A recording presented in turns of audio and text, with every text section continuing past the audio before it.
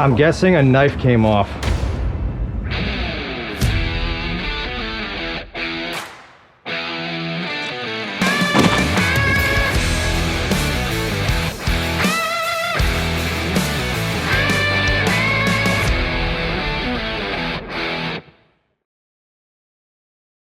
Sticking on the ground like this, it looks like a piece of wood. If it goes through the chipper, it's gonna be a mess, an expensive mess.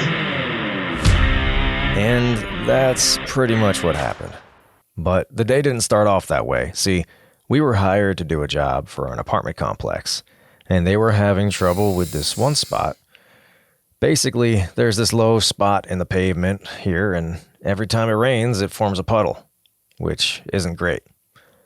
What's worse is that every winter, this puddle freezes, causing a huge slipping hazard for the residents here, and the last thing they need is someone getting hurt.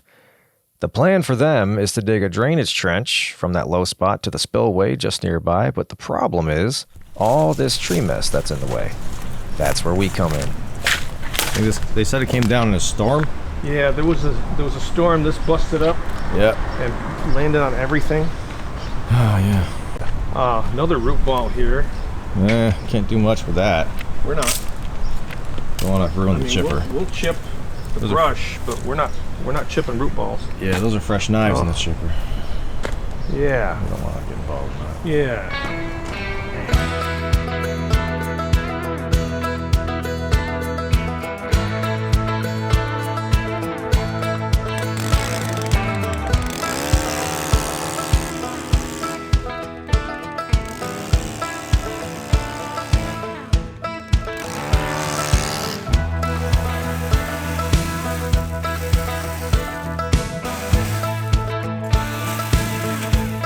Puts the paint on the job when we're done. It looks so much better. All right, then we're gonna go with what you recommend then. Cool. Just throw right on there. You guys are the best. I'm gonna let them know.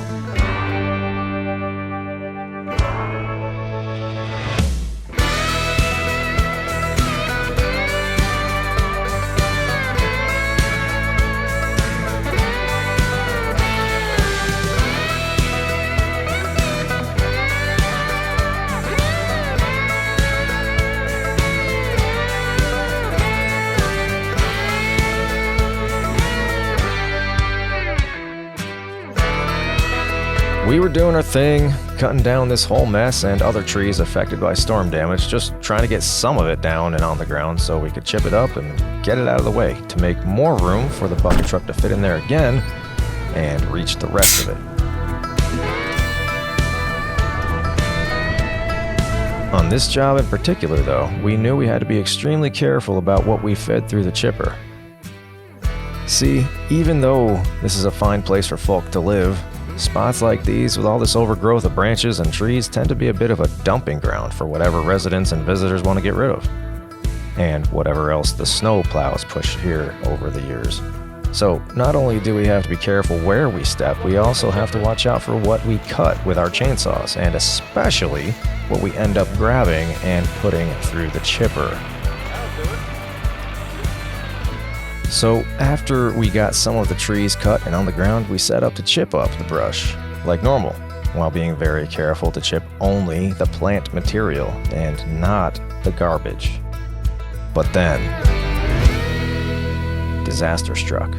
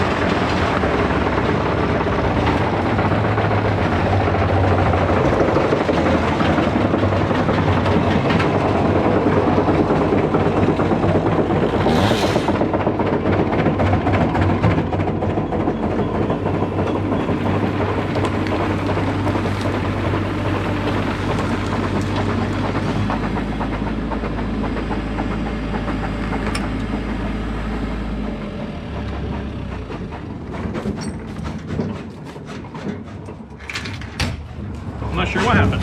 I'm guessing a knife came off. Because it's bouncing and it's moving. Okay, we'll take a look. That sounded terrible. It's been something happened. Okay. Oh, this came out. That wasn't plugged in. Uh-oh. All right. I don't think you're gonna like what you're probably gonna find in there. Yeah. There's no way that was okay.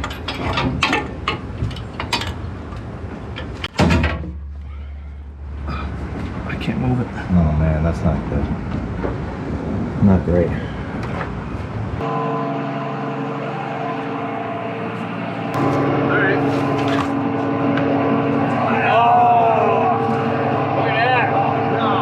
Just look at that. That really sucks. Brand new set of knives. Lost the whole blade. Lost the whole blade. You lost 6 bolts. You lost 6 bolts. Well, yeah, they sheared right off. Yeah, that really happened. Something went through the chipper that was not supposed to go through.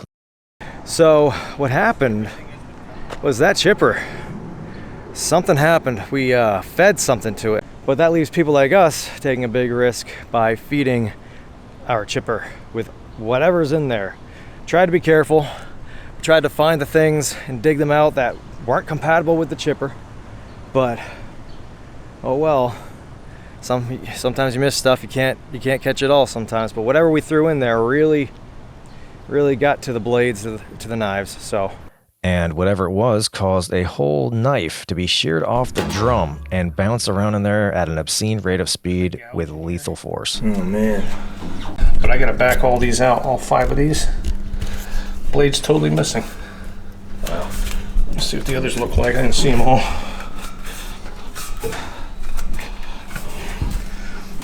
Really bad. Banged up. Look at that. Oh, those were brand new. Yeah, they were. They had one job on them. It even attempted to rip through the inner sidewall of the drum chamber, but with steel walls being that thick, it only ended up making some dents on the outside. The paint practically stretched right off in some spots. It stalled the whole machine.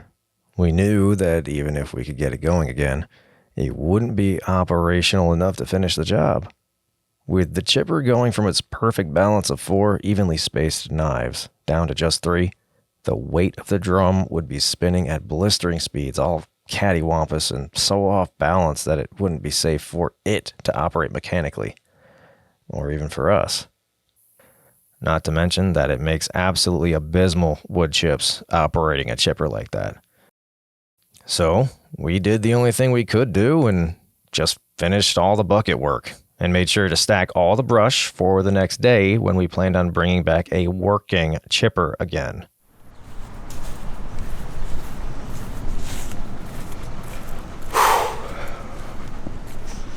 One of those days.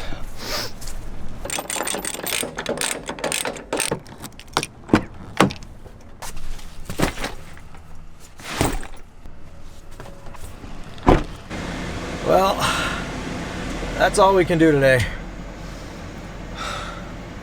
We've done all... Parts and time, we're looking at probably $1,000 fix. Well, yikes. You heard the man, that's about $1,000 fix. So, we're gonna go back to the shop, fix the chipper, and hopefully come back tomorrow and, yeah, finish up. We ended our day at the job site, but back at the shop, we had to assess the damage and what to do about it. We came up with a plan.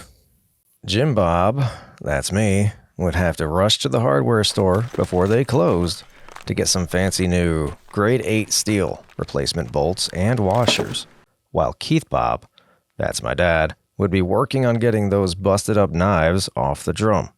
So 4 brand new knives went back on the chipper and we were back in business.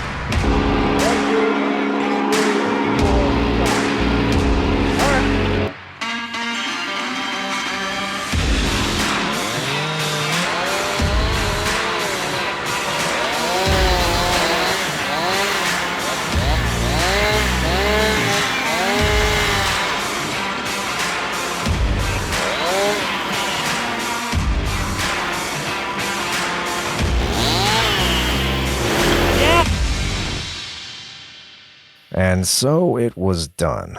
We finished another good day's work. Also, Jeff was there. My name is Jeff. And we got Dunkin' Donuts after that. Or before. Whatever. So, to all y'all who just willy-nilly want to throw whatever nonsense through your wood chipper, just don't. Like, really don't do that. Replacing the knives alone ended up costing over $1,000. Just make good choices. Drink water. Pay your taxes. Put the toilet seat down when you're finished, and for Pete's sake, use some soap. I don't want to shake that hand. I don't know where it's been. You know how many times you shake someone's hand and they haven't washed their hands? Of course you don't. There's no way of knowing. You put yourself in tremendous risk every time you shake someone's hand. I mean, think about it. You put your hand out there, someone else takes it and mashes whatever was on their hand onto yours.